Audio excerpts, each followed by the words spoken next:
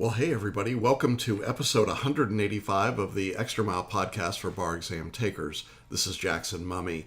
Really excited that you're with us right now. We are, as this episode is releasing, within the 2-week window to the upcoming February 2018 exam. That is really hard to believe. I sometimes get a little lost about where we are, which year is it, which exam is it? And then I look up and I go, whoa! It's February 2018, so I imagine some of you are having those same kind of moments, maybe some dreams, maybe some things that you're like, I can't believe it's so close. So we're going to have a relatively short message today in honor of the February bar takers. I know you got a lot going on, and I'm honored that you would spend some of that very precious time with us today. I've got a good message for you, I think. We're going to be talking about what I call Falcon Heavy, so stick around for that in just a minute. Now, if this is your first time on the podcast with us, we want to welcome you. We produce these episodes once a week, usually on Wednesday mornings. They're released. And you can obtain the episodes in video form by going to our website, celebrationbarreview.com. For this episode, just put in /185 for the episode number, and you can watch the video in its entirety and have all the links and show notes.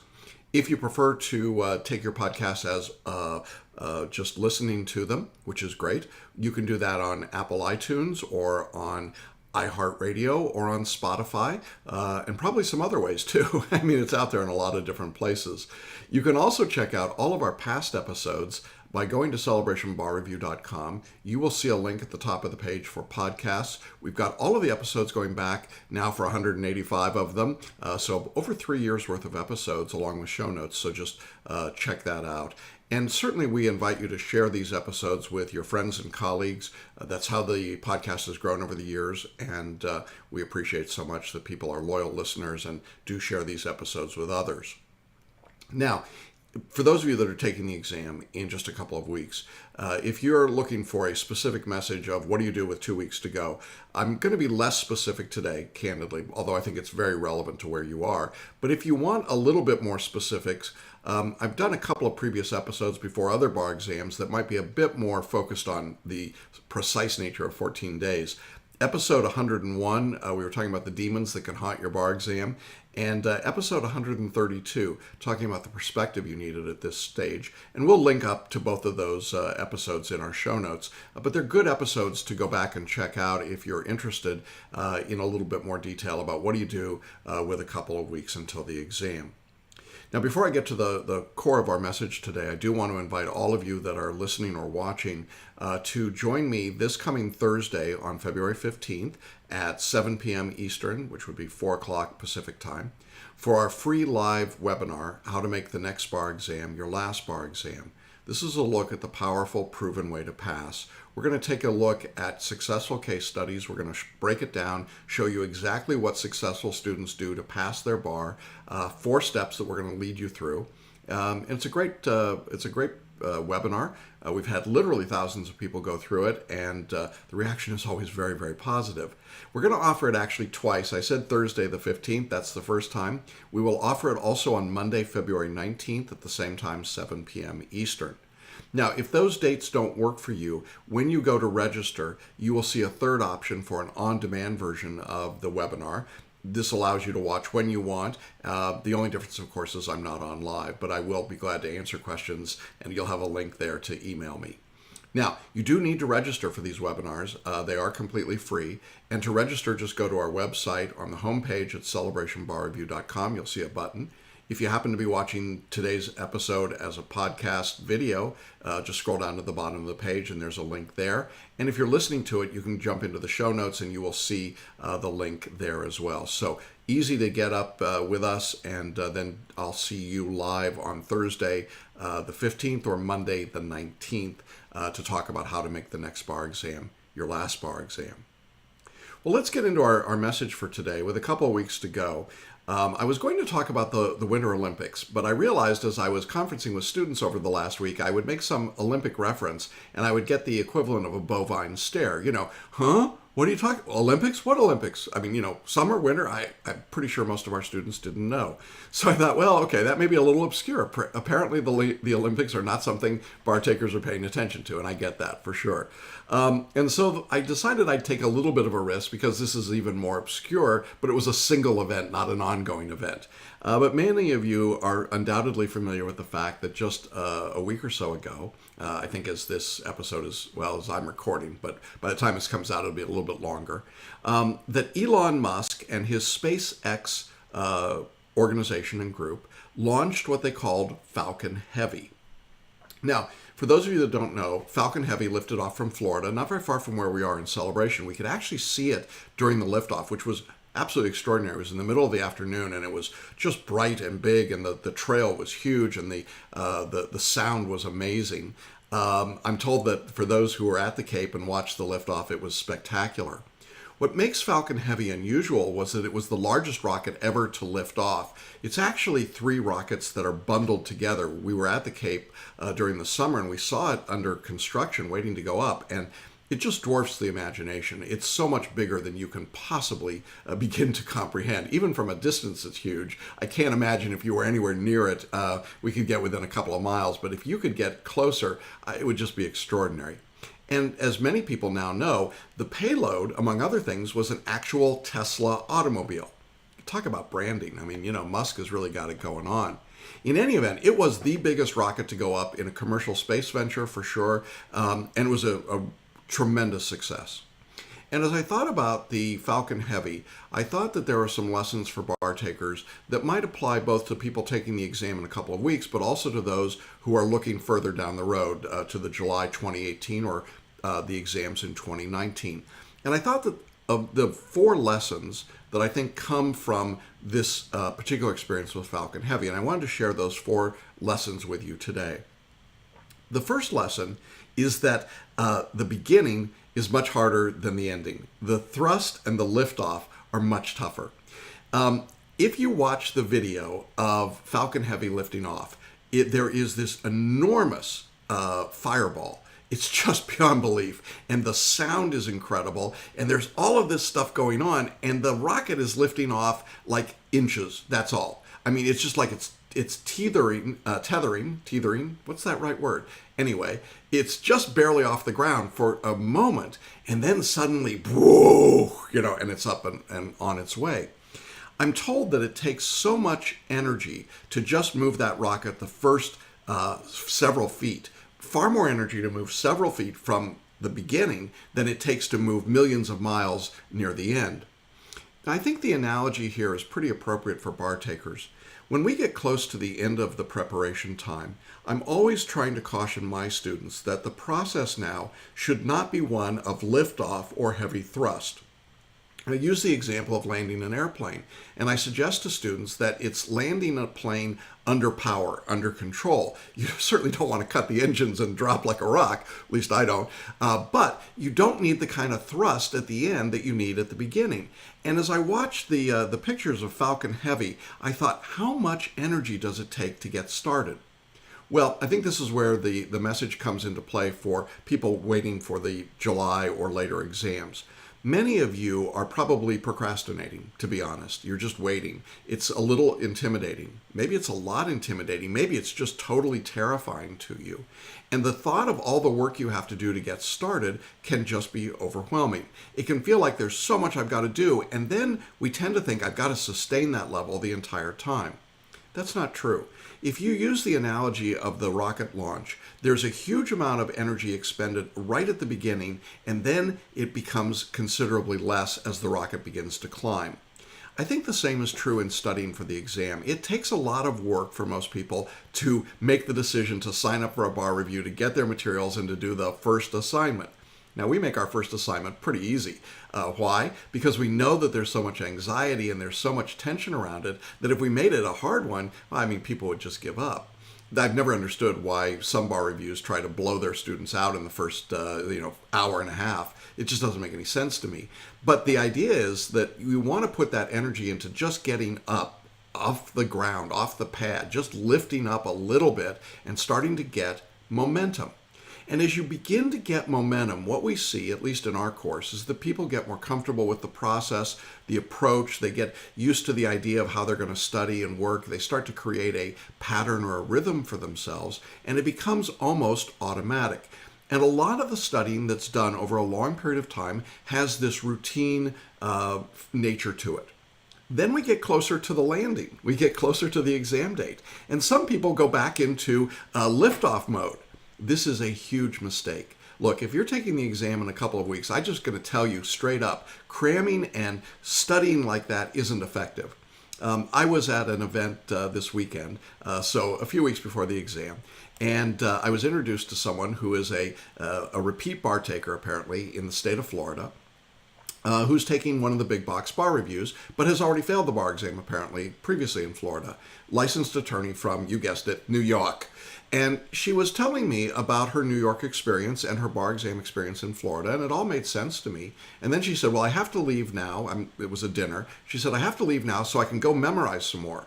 And it broke my heart because what I really wanted to say to her was memorizing, cramming right now won't do you any good at all. But instead, I just smiled nicely and wished her well, because I do wish her well. But I think that for many people, it's a misunderstanding of the process at the end to think that by cramming one more outline, memorizing one more rule, learning one more mnemonic, that you're going to be better off on the exam.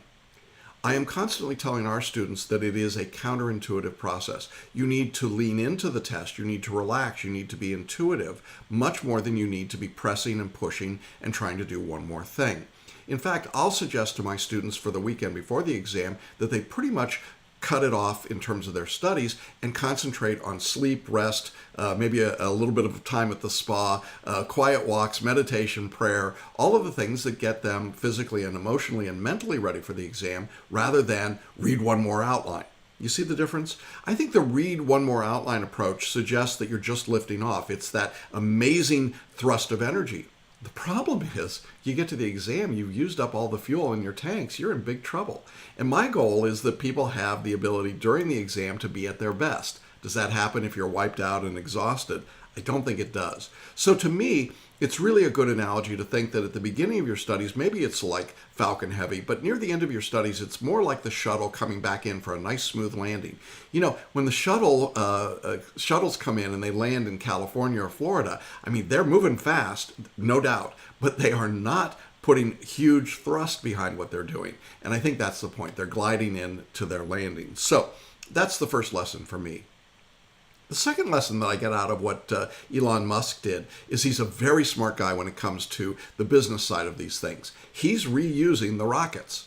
Now, that's pretty amazing when you think about it, because here are these massive, massive rockets, and your first thought is, okay, so you do it once, but how do you do it twice or 3 times or 20 times? They're planning to use Falcon Heavy to bring materials and passengers up to the space station and beyond, I guess. How can they do that? Well, apparently what they've done is that after the 2 side rockets, which are bigger than any regular rockets, after they've been used to get that initial thrust, those 2 rockets separate from the main rocket, and they are glided and guided back in to a safe landing back on Earth. They come in over the ocean, and it's amazing. They recover them, and they grab them, and they can reuse them. I like this idea, recycling rockets, right? We can be efficient. So the message, I think, for a bar taker is make your studies efficient right now. Now, some people who are studying at this point are wildly inefficient. They're jumping all over the place. They're treating every subject like it's brand new, like they've never seen it before. One of the biggest mistakes I think you can make at this stage is to take a topic and say, I'm going to study all of torts or contracts again, top to bottom, everything. You don't need to do that. You know some parts of every subject. The key right now is find out what you don't know and work on that and improve your performance. But to go through the entire subject every time just doesn't make much sense to me. It's not efficient. And yet I see people who are constantly acting in this inefficient way of studying. They try to grab it all and do it all as though they only get one chance, one bite. And I think that that's a mistake when it comes to studying for the bar. The more efficient you can be, particularly at the end of your studies, the better off you'll be. If you're spending, again, to go back to our first point, if you're spending 12 or 15 or 18 hours a day studying, how good are you going to be on the test? I think the answer is not very good, or certainly not at your best. If you're efficient, if you conserve your fuel and you use your time wisely, you'll be much better off in the exam. We recommend to our students at this stage, 2 weeks out, to be spending a maximum of 9 hours a day, and that's the absolute top. And we've got lots of students spending 3 hours a day. And you say, well, you couldn't be ready with 3 hours a day. Sure you can. If you start early and you reuse your efficiency and you build in repetition, then you're way better off.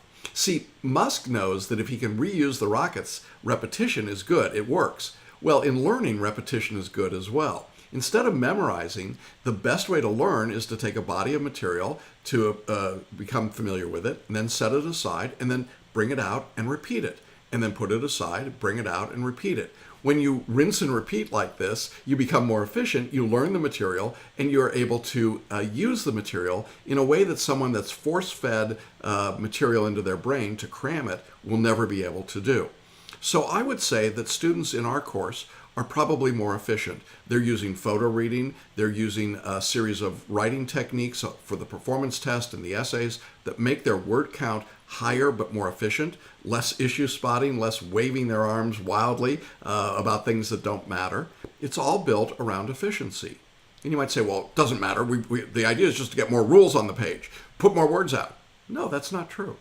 The practice of law is not about that at all. It's about efficiency, judicial economy, getting things done, get to the point, get to the heart. And I would say if you're not doing that on the bar exam, you're at a significant disadvantage. So it's a good lesson to take to heart, to be efficient and to reuse your skill set and to reuse the tools that you've got instead of approaching it like it's all or nothing one time. The third lesson I really love. If you've seen the pictures of the Tesla vehicle, they took a Tesla Roadster, and that was on top of the big middle rocket. And what they did is they got the big rocket up into orbit, and then they released the Tesla out into space. No gravity, right? So it's floating along, where apparently it's going to float for millions of years. And this is really kind of cute, I guess, in a weird way. Musk put in a stuffed astronaut as the driver. And then in the console, if you've ever seen a Tesla automobile, there's an electronic console right in the middle. And in the console, it says, "Don't panic," with an exclamation point. You gotta love it, don't you? And I thought, well, okay, that's just too good to ignore for the bar exam. Look, lesson number 3 is don't panic. I know that a lot of bar takers think that they're supposed to panic. They think it's supposed to be miserable and awful and terrible, and they expect it and they anticipate it, and then bad things happen.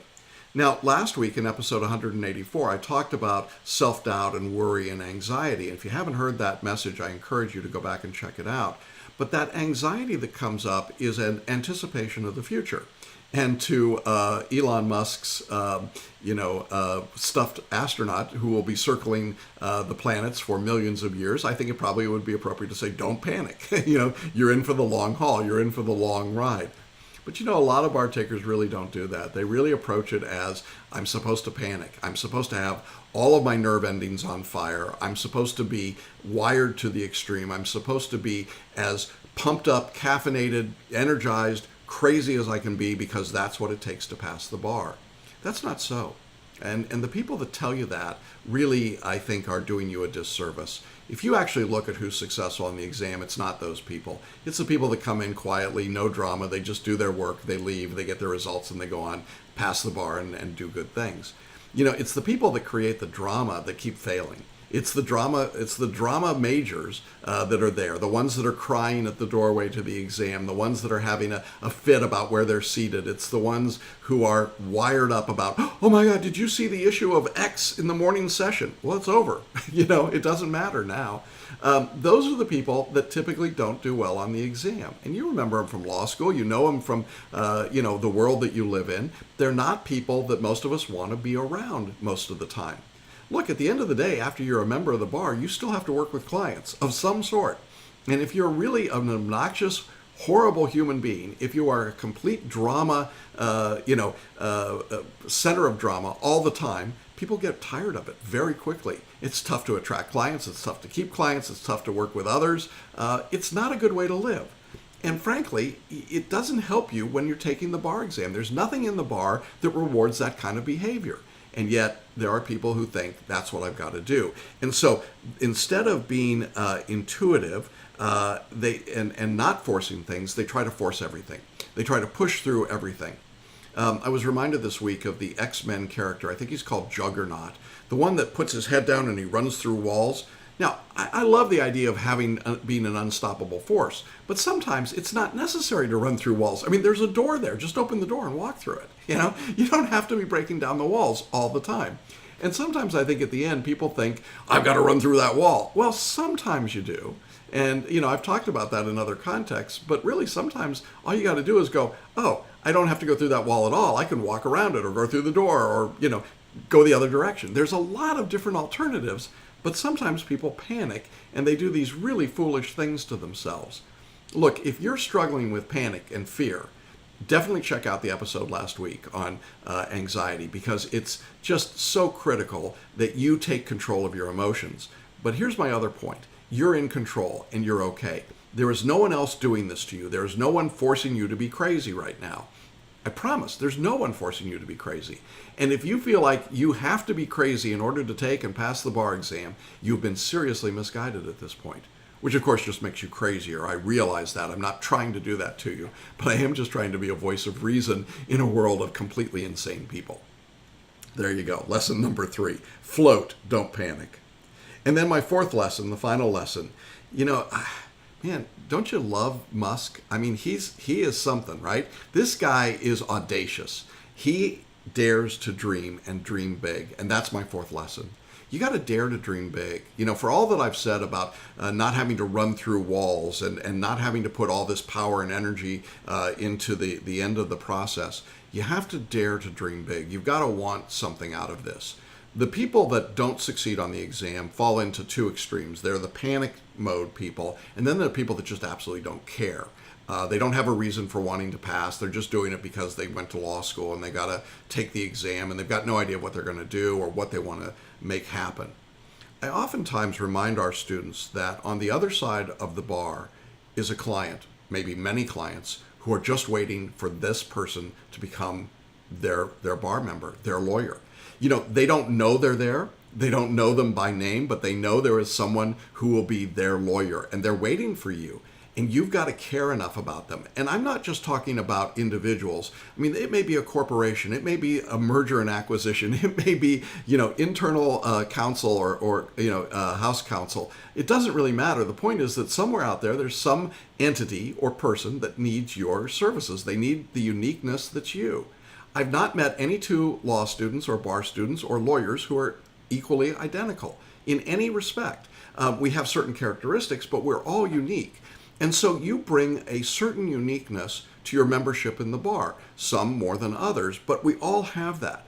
The problem is that some people stop dreaming. They don't think it's possible. They failed the bar multiple times, or they've been told all along they can't do it, or they see the statistics, or they recognize that the school they went to didn't do very well, or they look at their racial identity or their gender, and they say, I just don't see many people that look or sound like me in the bar. That is all the more reason to be dreaming big, to believe that you can do it. If you don't have those dreams, very little happens for you. Very little that's good will occur here. If you go to the exam expecting a failure, you'll get a failure. I can almost guarantee it. If you go in a panic mode, you'll almost certainly fail. But if you go really not caring what happens, well, you'll fail too. You see, in order to be good at this, you got to care enough to want to prepare to do things right. Now, the fact that you're listening or watching to this podcast tells me that this is a self-selected audience. You are not going to be the people that go, yeah, I don't care, because you wouldn't be listening. But you probably know some people like that. And I think, unfortunately, what happens is that those individuals don't dare to dream big enough. Somehow the dream got taken away from them. Or maybe they just never thought big enough to think about dreaming. But you did. And you can. And if you inspire others, if your life story could be meaningful, then you need to dream big. I interview lots of our students who are successful after the bar exam, and I think so often they tell me that they were inspired to hear other people's stories, and now they want to share their story. They want to give back. They're not bragging. They're in fact, most of these people are pretty humble, but they really want to share what it was like. Even the people that failed multiple times, many, many times, and then passed. Well, why would somebody put themselves out there like that? Because they know that having a big dream means you got to take risks. You got to do some things that are uncomfortable. And if they can help encourage and support somebody else who wants to dream big, then they know that that's worthwhile. That creates a better world, creates a better bar. It's better for all of us.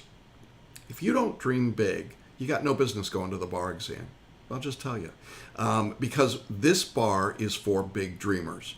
You know, you got no business sending up Falcon Heavy if you don't have a big dream. And I mean, he had a big, big dream. And I don't think we're anywhere close to what Musk is going to do with all of the different things that he's got in mind. But isn't it exciting to watch somebody who's willing to put it all on the line? There was no guarantee of success. In fact, there were a lot of people that said this rocket launch was going to be a major dud. It wouldn't work. And if you've watched the videos on YouTube of him at the moment when it's clear that the rocket is in fact going to clear the launch pad and be up and working, it is absolutely breathtaking just to see the incredible joy on his face. Why? Because he dreamed a big dream and he's seeing the first step of that come to fruition. There is nothing better for me as a teacher than to get that call or email or text from a student at the moment results come out that says, we did it. We made it happen. It's real. It's happening. I've passed, right? The big dreams are just starting. They're not ending. This is the beginning. And if you see this as the beginning of your story and not the end of your story, it makes all the difference in the world. Well, those are the 4 lessons that I take from Falcon Heavy. Make sure that the beginning is separated from the landing, from the takeoff. That was our first lesson. The second lesson was be efficient, reuse your skills, repeat what you're doing. The third lesson, don't panic. And the fourth lesson is dare to dream big. If you can do those things, I think you're in really great shape, whether you're taking the exam in a couple weeks or months down the road or even next year, because all of these qualities really lead to one thing, and that's success at whatever you're aimed at. Look, we're not, many of us are not Elon Musk. I would say probably almost none of us. But we all in our own way can have these amazing accomplishments and big dreams, and we can be the authors of our own story and our own success. And that's what I wish for all of you. And so I hope that you will take to heart the story of Falcon Heavy and make it your story as you prepare and study for the bar exam. Well, that's our message for today. Hope you enjoyed talking about rockets and being a rocket man. I love it. Don't panic. In any event, in addition to not panicking, we want to remind you to join me on Thursday, February 15th or Monday, February 19th, 7 p.m. Eastern, 4 p.m. Pacific time for a live presentation, how to make the next bar exam your last bar exam. Just be sure to register on our video page or on our homepage at celebrationbarreview.com. For those of you that are studying and getting ready for the exam in a couple of weeks, keep at it. Keep your head down, keep working. Good luck to all of you. We'll be back next week for some final thoughts right before the test. And for everybody else, it's a great time to get started, and we'll see you all again next week. Bye-bye for now.